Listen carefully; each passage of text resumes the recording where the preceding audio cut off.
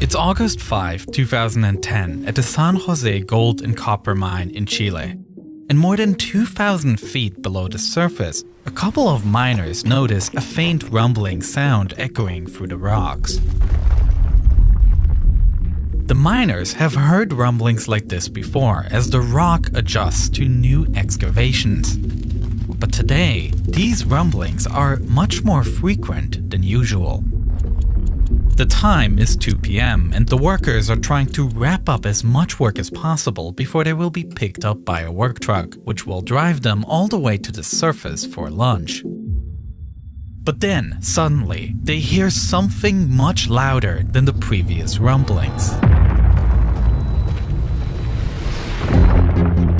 The blast sends those working on the higher levels of the mine to the ground and causes the tunnels and shafts to collapse. Large rocks tumble down, sweeping across the workers, and all they can do is hang on to them and ride out. The workers have no way of knowing yet, but the San José mine has just collapsed, trapping them beneath the surface. The mine is located in the Atacama Desert, one of the driest areas in the world. Conditions here are so extreme that the site is often used for simulations of Mars expeditions. And yet, the Atacama Desert is an incredibly valuable asset to Chile. And that is because of what lies beneath. Abundant mineral resources, from copper to silver to gold. When looking at the mine from above ground, its true scale is hidden. To go in, there is an unassuming 5 by 5 meter entrance, and it leads to a tunnel known as the ramp that spirals downwards with several branching paths leading off into the mountain.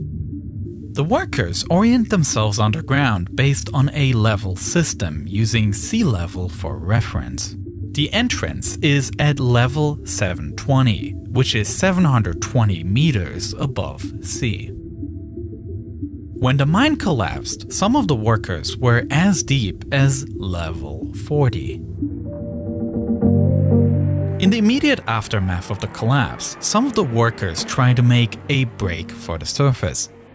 They get into a truck and drive up the ramp. However, they quickly get stuck, as the road is so littered with debris that they need to continue on foot. They reach level 190, where they find the cause of the collapse. A giant slab of diorite, estimated as tall as a 45-story building and weighing 770,000 tons, has broken off from the mountain and crashed down the mine, completely blocking the ramp.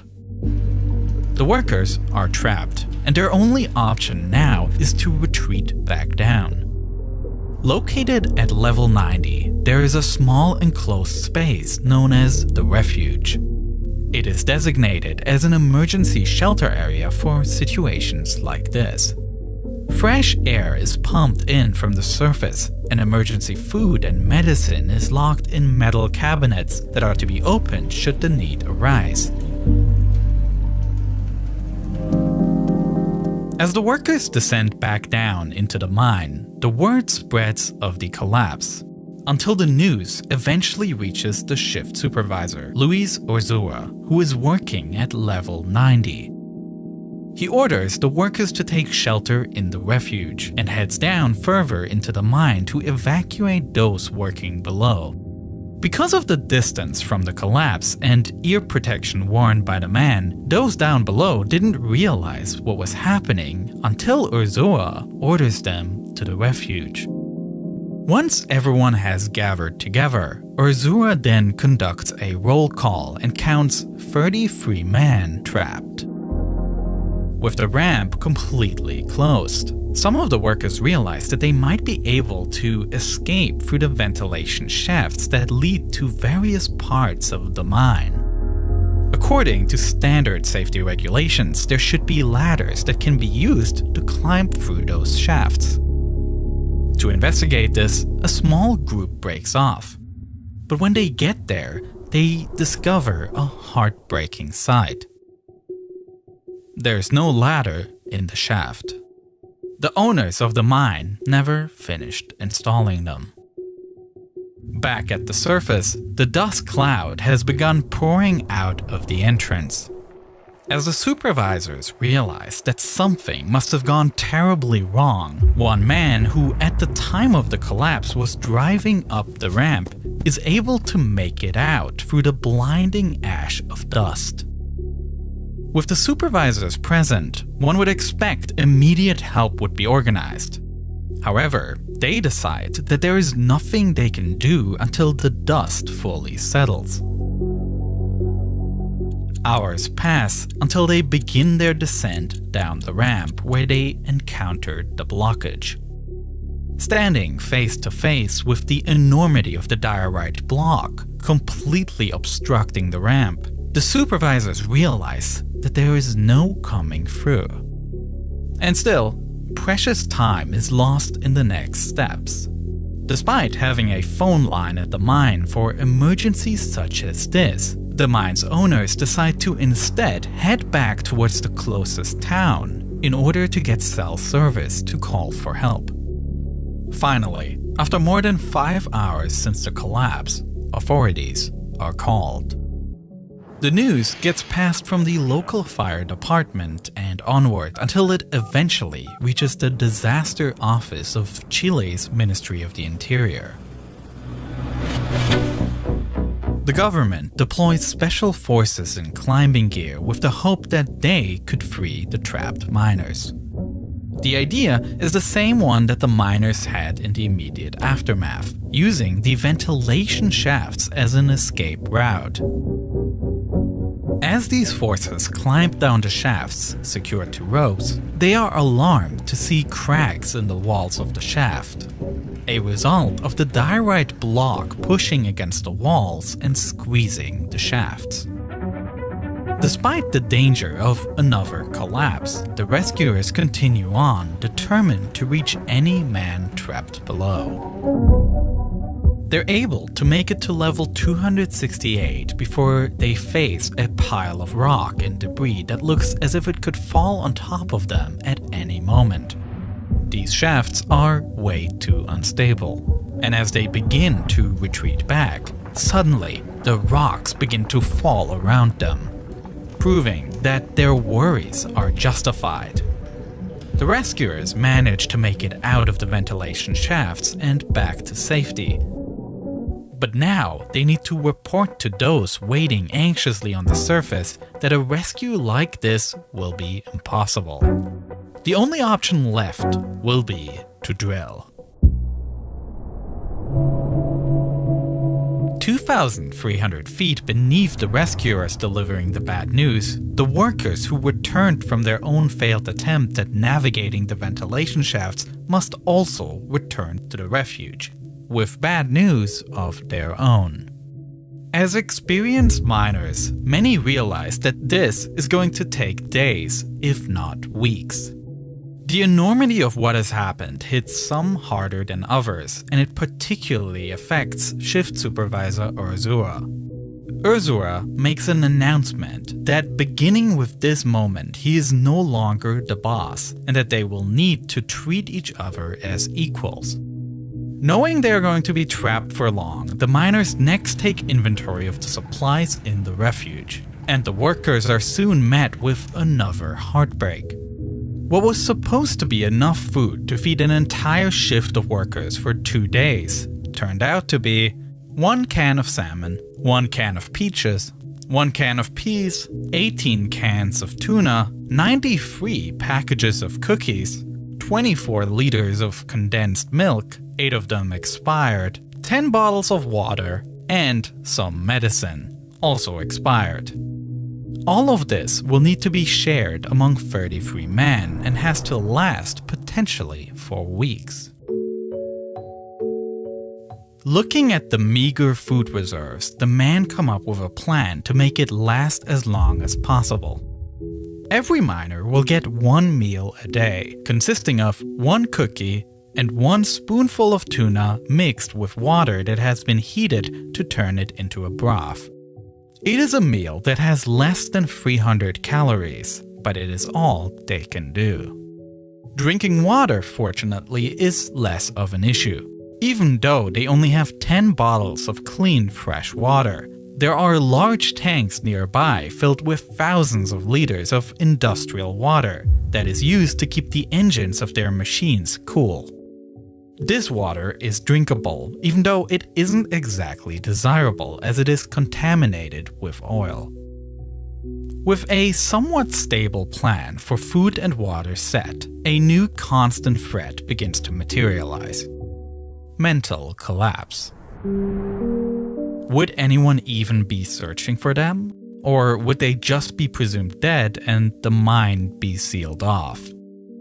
To keep these shadows at bay, one of the workers, an electrician, figures out a way to keep their flashlights charged. He does so by wiring them up to the large batteries of the work vehicles. And the miners even decide to use the artificial light to simulate night and day, keeping track of time and maintaining a comforting sleep rhythm for themselves. But the light isn't enough to fend off the shadows of the mind, and so the pastor decides to step in.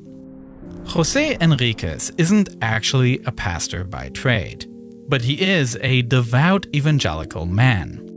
The workers soon call him Pastor, a nickname that he earns because he leads the man in prayer. These prayer sessions become a fixture in the man's cycle.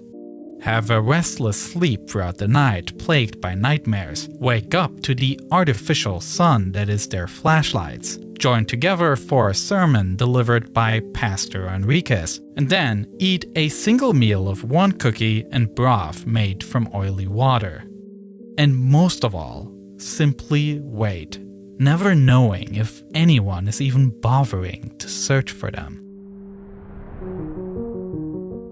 Though completely separated from the society above, the miners created their own functioning society underground, from pastor to doctor, and although he had formally stepped down, Ursula still was seen by many as some form of leader.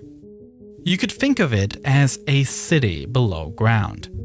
And just like there was a city below, above ground, a new city also started forming. Many of the miners' families were frustrated by the lack of communication, and news reports offered confusing and conflicting information. Therefore, many wives and parents and children decided to head to the mine directly. One of the miners' sisters, Maria Segovia, immediately begins to take charge on behalf of other family members in demanding to know what is going to be done to rescue the miners. She declares that the families will camp outside of the mine until their loved ones are returned to them, and others follow her. Tents are brought out, and the families begin to sleep every night at the site. And every day, Segovia once again demands to know what is happening, until she and the other family members are pushed back and a perimeter is set up around the rescue site, with only authorized personnel allowed to enter. Not to be deterred, Segovia leads efforts to get more information by banging pots and pans at the edge of the perimeter, until an official comes over to let them know the progress. And with every passing day, the tents continue to grow into essentially a new city, and its residents decide to give it a name: Camp Hope. Meanwhile, Segovia also earns herself a nickname: La Alcaldesa, the mayor of Camp Hope.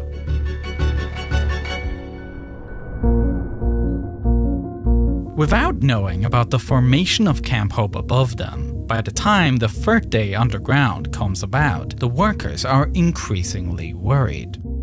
That is, until someone hears a faint sound in the distance. Everyone quiets and they listen together, scarcely able to believe it. It is the sound of a drill traveling through the mountain. Up above, a rotary drill has started its work creating a borehole down to an area close to the refuge, where rescuers correctly believe the workers to be. But there are some issues. The simplest method would be to drill straight down to their target. However, this would mean setting up the massive drilling rig right above the cavity left behind by the giant diorite block that has broken off. And because of that cavity, the ground is too unstable here.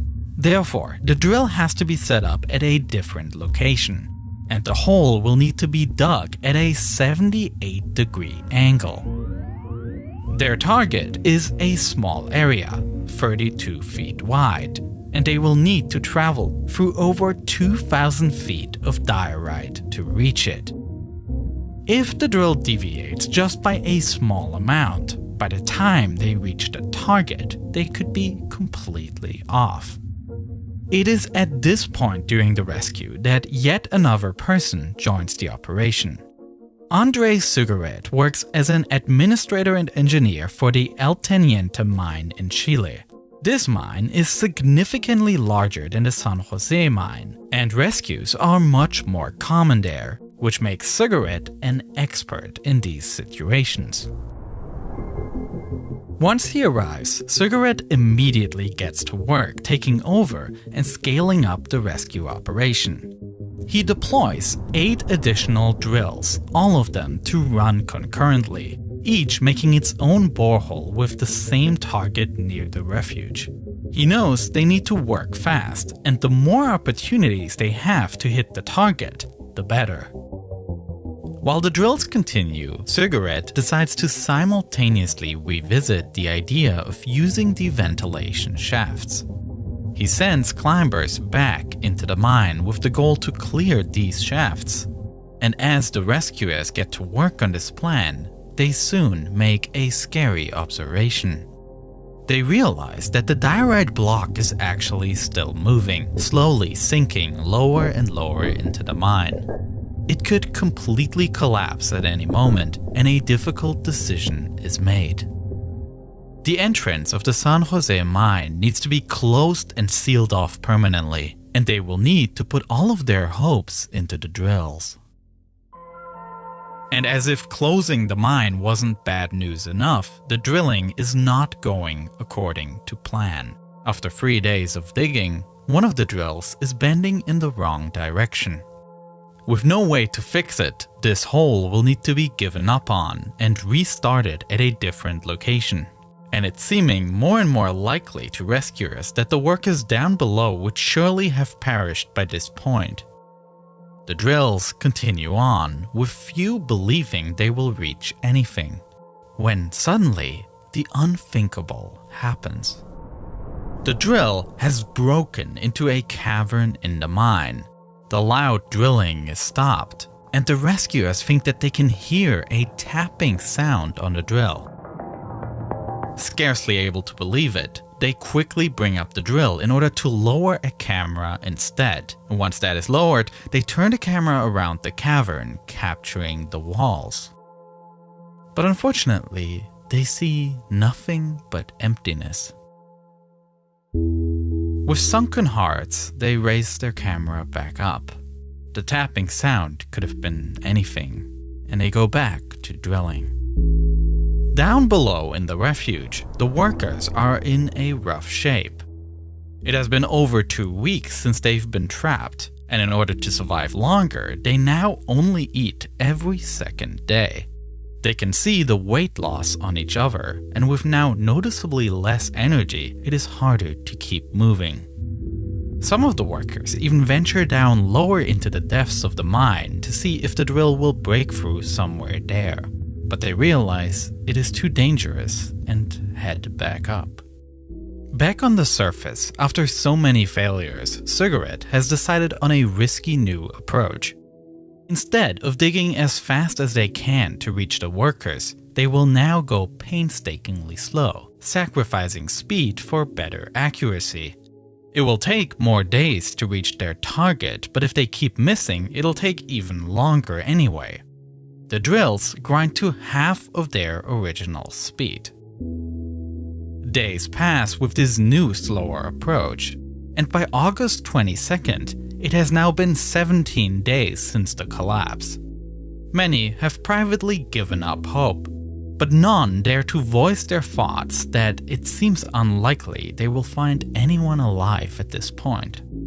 And then it happens again. One of the drills reaches an open cavern near the target area, and once again, the rescuers think they hear tapping on the drill.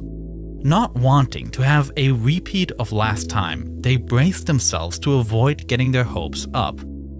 Once again, they sent the camera back down. And this time, something peculiar happens.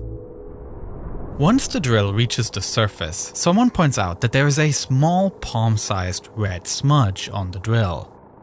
Was that there earlier? Before they can investigate further, someone else notices that there is something attached to the drill bit. Tied to it with rubber tubing, there are pieces of paper. There's no mistaking this. Someone down below must have attached this. Carefully unwrapping the tubing, rescuers begin to read the 3 pieces of paper.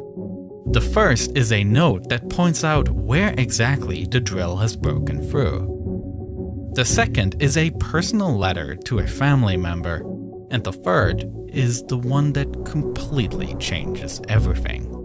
It says, "We are well in the refuge, the 33.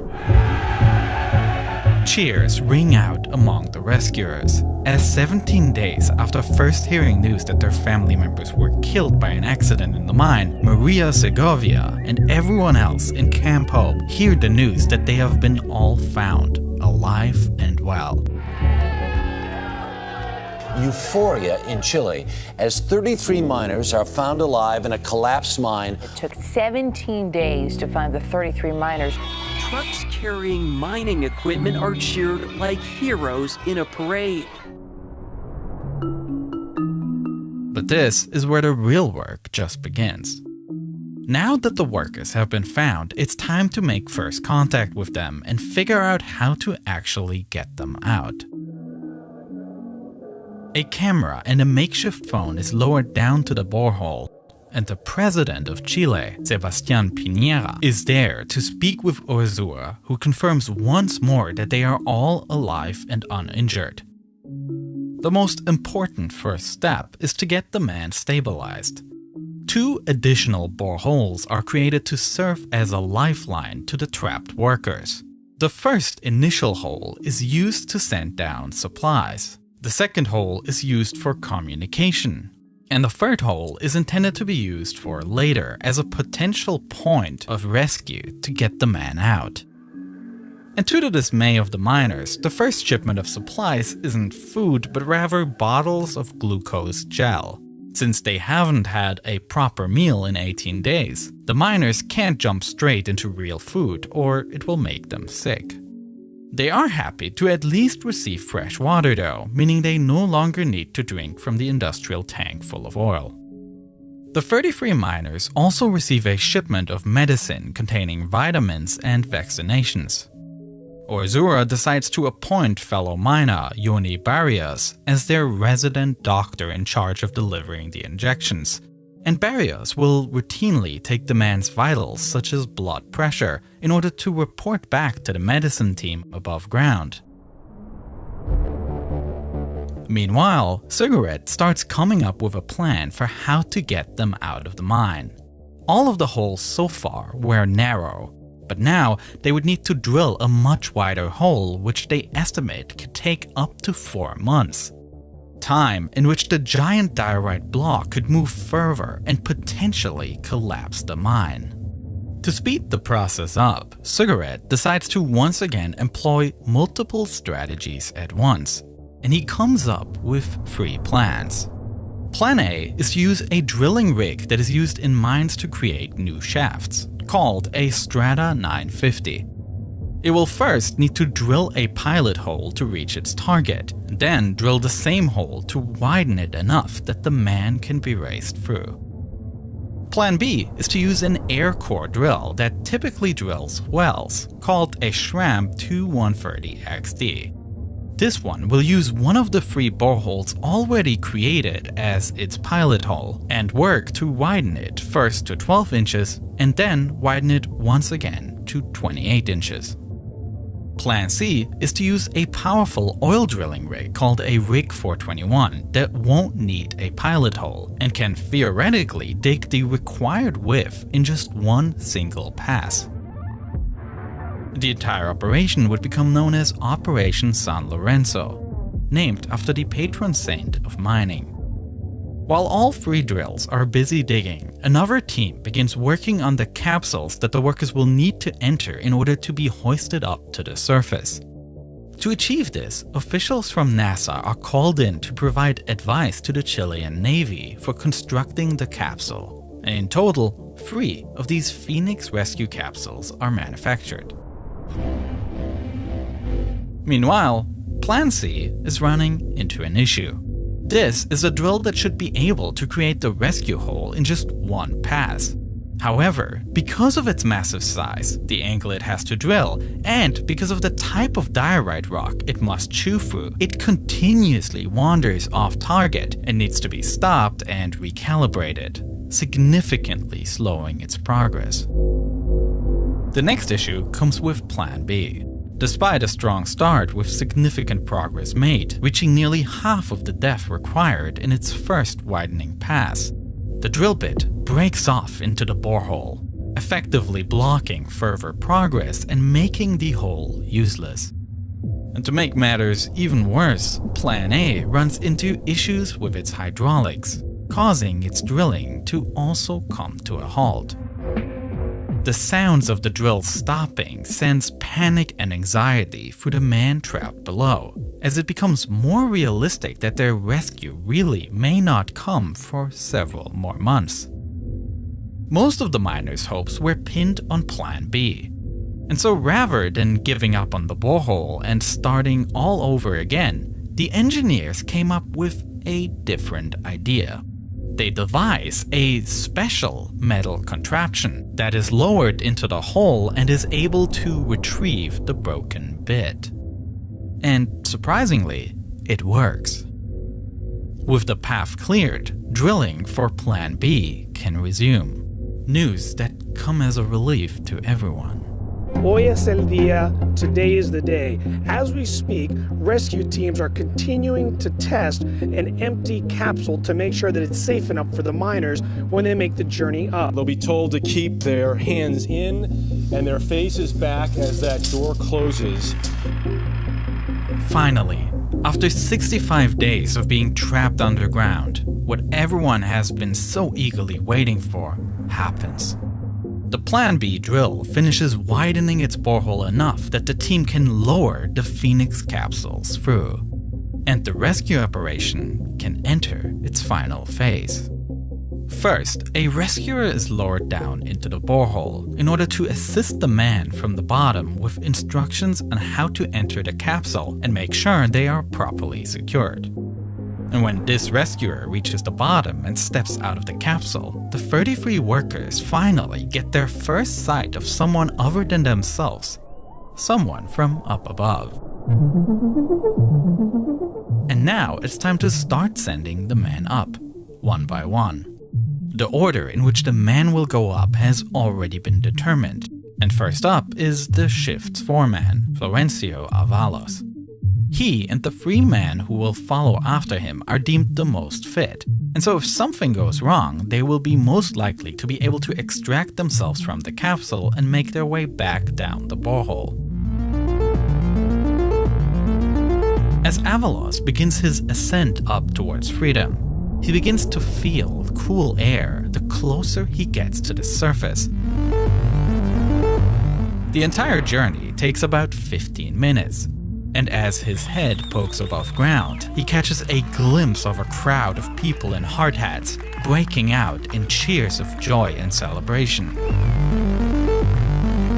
Up there, he is reunited with his family and greeted by the rescue crew, as well as by the Chilean president. After Avalos is successfully extracted, the next 3 fit workers are brought up, followed by those deemed most at risk. Joy for the rescued miners and pride for an entire country. It's the greatest underground rescue the world has ever seen.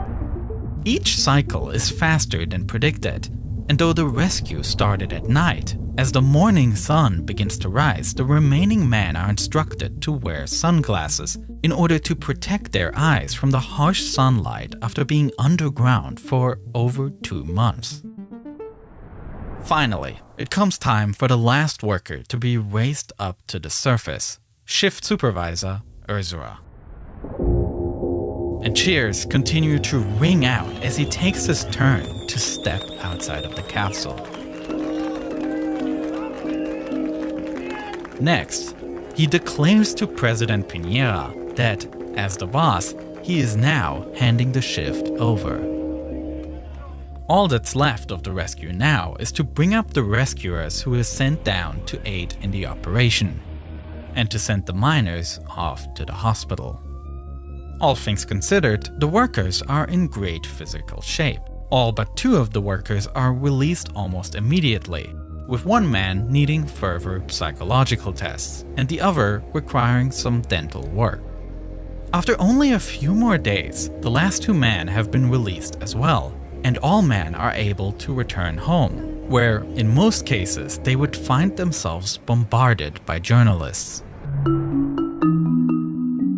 The rumors are proven to be true. There has been an agreement between the 33 miners, but there are some things that could perhaps remain untold. While they were trapped in the mine, the 33 had decided to make a pact. Should they be rescued, they will stand together as a unit and only talk to one person that they all agree upon as to how they survived. This way, no one man would profit off the story any more than the others. However, because of this pact, once the 33 were rescued, the universal support for the man trapped in a mine began to crumble. They did not speak with the journalists that continuously showed up at their door, and they refused to answer questions about what exactly happened in those 17 days before they were found. Almost as if in retaliation, the media began to fill in the gaps with their own stories about the man. And none were as apparent as the one that spread like wildfire about the miner who once acted as the resident doctor, Yoni Barrios. The story ran that he had cheated, and that his wife and his secret girlfriend first learned about each other at Camp Hope because of the accident. In reality, Chile, with a very Catholic population, had only just legalized divorce about 5 years prior. And because of how new the idea of divorce still was, many couples still legally remained married, just separated. Barrios' wife and girlfriend had known about each other for long before the accident, and Barrios himself mainly lived with his girlfriend. Yet, once journalists saw that Barrios had a girlfriend and a wife waiting for him in Camp Hope, before looking any further, they published the story of the two-timing miner. Many stories were also published that painted the workers as freeloaders, just looking for a get-rich-quick moment because of their ordeal. A wealthy businessman donated 5 million Chilean pesos to each man, equal to about $10,000, and some of the men traveled the world to appear on talk shows and meet celebrities. Stories were published that the workers were racking up gifts and expensive trips. And yet, in reality, any actual help or compensation for their ordeal was nowhere to be found.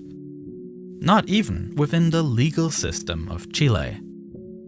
After a 3-year investigation, no charges were ever brought against the owners of the San José Mine. The $10,000 they received dried up and they needed to get back to work, with some of the men even choosing to go back to mining because that is what they knew. The story of the Chilean miners is undoubtedly inspiring, but it is also a story about how media attention works. If it weren't for Maria Segovia creating noise, the world might have never noticed this story. And as much as the world cared about the men when they were trapped down below, once they were up, the happy ending story was completed, and these men were forgotten. The Chilean miner rescue is a powerful story of human perseverance.